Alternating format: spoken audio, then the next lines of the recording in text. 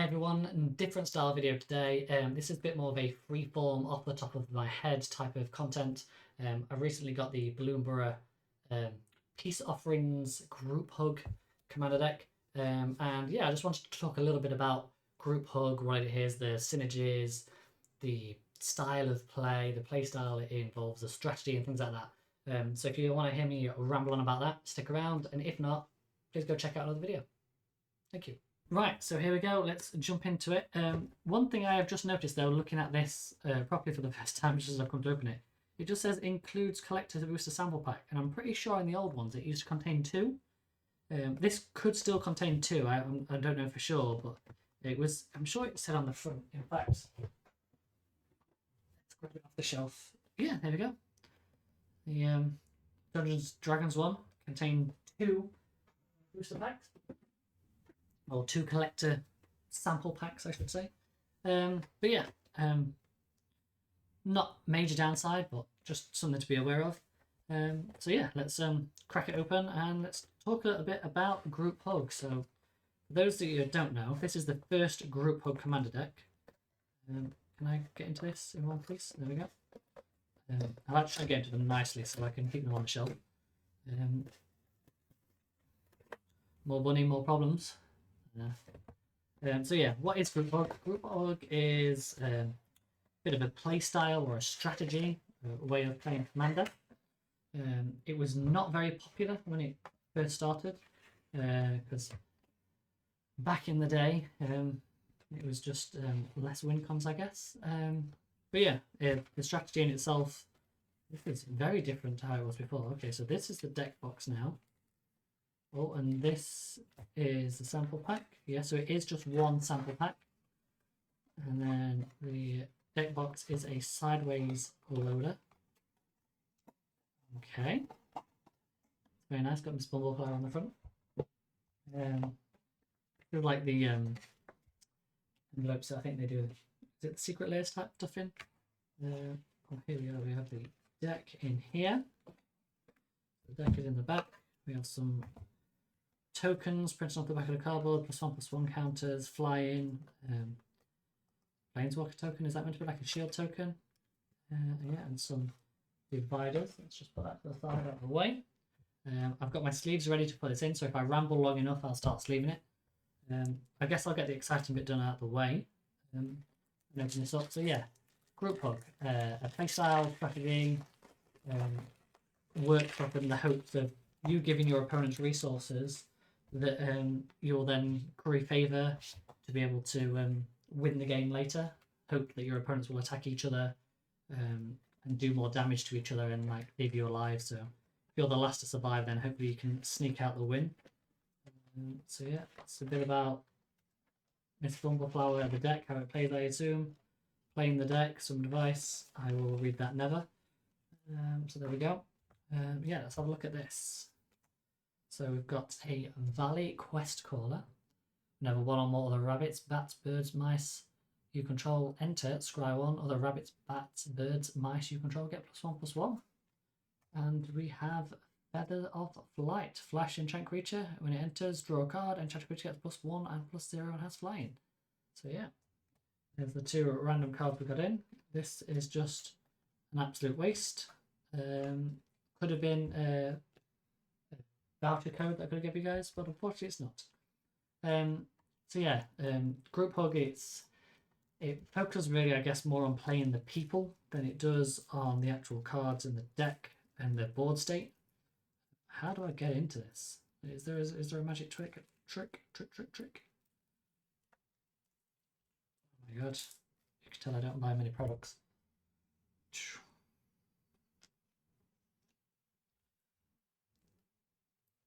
Some people are probably having a heart attack now, seeing me take a knife to all of this. There you go. This is the token side. Let's just chop in there. There we go. These are game pieces, guys. They're not commodities. They're game pieces.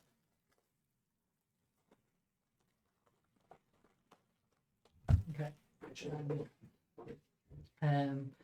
yeah, you play it in a sense of like, oh, here's some counters, here's some creatures. Here's some tokens, here's some more card draw.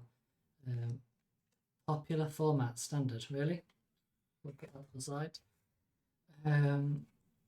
There's the tokens. Oh, there's the one I chipped for those people freaking out. It's got a poison counter thing. That card's coming out.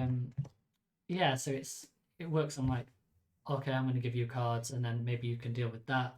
I'll give you a bit more card draw so you can deal with the threat on the other side of the board, and that's how you're going to play the game. You know, you're going to enable your opponents to kind of do your dirty work, so to speak, but more in like a friendly setting. And so yeah, and but like I was alluding to earlier as well, like I'm just going to like sort all these out into creatures, instant sorcerers, so I can see the actual deck in its entirety. The overwhelming perception, I guess, when Group Hug first came out was quite negative because a long time ago in Commander, there wasn't as many, I guess, easy ways to win. So playing like a lot of like ways for your opponents to draw more stuff and stuff like that, you just basically gave everybody else resources and then had no way of like winning yourself, and that kind of annoyed the player base a little bit. So that was one of the like the downsides to it. Artifact file, I guess. That's a creature. Lands. We've got lots of lands. Cool, there are lands. Why did they do this? Like put a load of lands in and then they split it up with then more creatures. They just make it more exciting up in the deck. So yeah, so it didn't really curry a lot of favour with the player base, even though that's obviously there was the style of gameplay. And so yeah, I find that very fascinating. But yeah, and I think as well, like now there is so many other ways to win. Like Miss Bloomflower is classified as a group of deck on the box, but it's more of a +1/+1 counters deck that triggers off giving your opponents the value. So yeah, it's an interesting play style, and that's I guess one of the reasons why I picked this deck up. I've always been intrigued by the brokenness of Commander and how what makes it broken is not the singleton format. I mean, it does to an certain sense. You can do stuff that you can't do in other formats, but it's also the player base. Like the players are what make it broken. The fact that it's 4 players, not a 1v1, you know, and the fact that you can have one person in a pod of 4 that's essentially not going to play the game by the rules. You know, like mechanically they will with the cards, but politically they're going to play the game slightly differently. And I think that is really quite fascinating and interesting to me. Yeah, so it's one of those things that that's the side of it I like. I think there's an example on Star Trek. If you're a bit of a Star Trek fan, you'll probably get this when Data's playing the little, I can't remember the name of the game, when he puts the digits on his hands, and he's playing a guy called Kohlrami, I think, something like that, Kohlrami. And they're playing, and the first time this Kohlrami character beats Data, and Data's like, "Oh my god, I'm an android. I'm meant to be like super intellectual. Like, how did a humanoid beat me?" type thing. And then later on at the end of the episode, they essentially replay or rebattle each other. And Data changes up his strategy and basically says, "I'll stop playing to win and I'll play to draw." And this obviously forces the Kalrami, I'm sure it's Kalrami, to basically become more flustered and make mistakes, and I think he ends up like rage quitting. So yeah, that's quite fascinating. Which also sounds quite mean, like you're gonna force your play group into a point where they're gonna rage quit. But that's not the intent. The intent is to mix up the rules for yourself, so that when you play the game, you are playing to your own set of rules, but mechanically the cards will still be within the rules, and you're not going to break that in that sense. I think I'm taking that one as well. So I'm just going through, and these are all the cards that I'm going to take out of this deck because I already have a bunch of bits that I'm going to be putting in. If you want to see the upgrade deck list I'm working towards, I'll put it in the description. I don't have all the cards yet, but yeah, that's what I'm going to do. I was originally going to keep this deck purely as a pre-con, just to play with newbies at the store and stuff like that, so they could learn the game and do everything like that. But yeah, it's just whenever you get a new deck, it's just so tempting to upgrade it straight away, isn't it? So I'm going to get rid of that. keeping that. They're definitely taking that and that. Cool.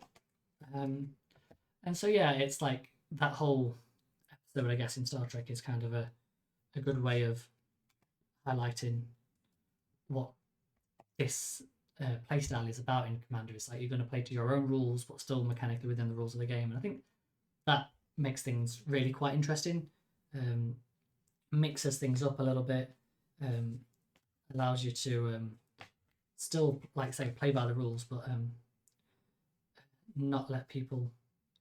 I think I want all of those. Not let what people's playing put you off. So yeah, really quite fascinating. I think there's you could take it to the extreme level, like you start thinking of like things like stacks. Another pop culture reference would be like the Rorschach, like you're trapped in here with me, and you could build a deck like that level, like nobody else can win, but the only way you can leave is by scooping type thing, and like be constantly board wiping and doing all that type of stuff. I think I'm taking that out. Definitely leaving that in. That's coming out. I think I said I was taking that out. Chasm Cookers definitely taking in. Octomancer's coming out. This card, I think, in a lot of blue decks and stuff like that, is going to sneakily win a lot of games. It's just so easy to get over 20 cards in hand and then win the game.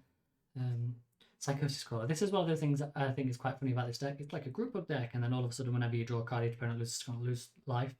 And it's just like, yeah, so sneaky. Clodion Hydra's coming out. I think I'm going to take Bloodroot out as well.